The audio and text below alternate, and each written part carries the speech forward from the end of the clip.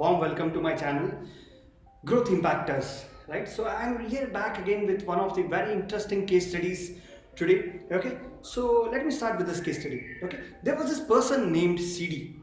Okay, so he shortly after the World War II, he got into a job which was in the customs divisions of US Post Office.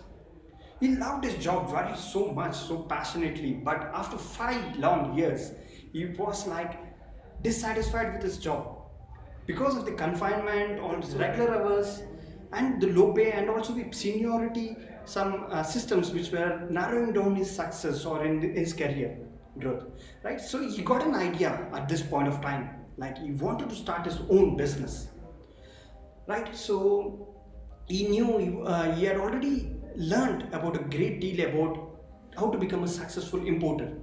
So why not he himself start an import business wherein you get goods in like gifts and toys at a lower cost and sell them at a higher to make higher profits, right? So he wanted he knew ins and outs of this business in the importing, right, more than whatever the major people were done in before, right?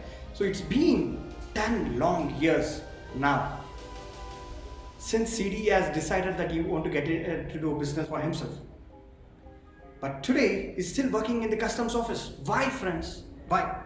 Well, every time CD was just about to realize that he want to start a business, something came up, right? Like which stopped him to taking an action, like lack of money. It was a new baby or economic recession, or it may be some temporary security issues, right, which led him not to start the business, and it has been postponing, right? So the real truth of this CD is that he was a passivationist. He wanted conditions to be perfect before he starts something, take an action, right? So since conditions were perfect, CD never took an action.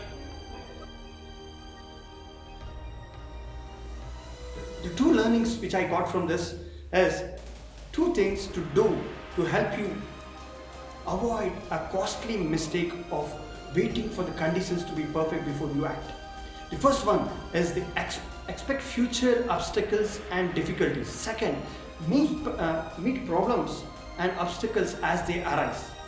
Right? So a personal example of mine is as simple like I was afraid of speaking in public. Years back, I was afraid to speak in public. Now, I knew the stage fright will be there, but only thing is I have to take an action and speak in the next event and the next event and the next.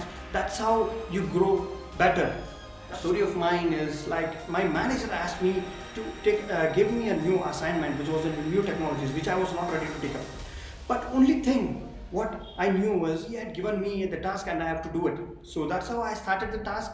I researched about it. Obviously I found the obstacles, but how I overcame them, friends?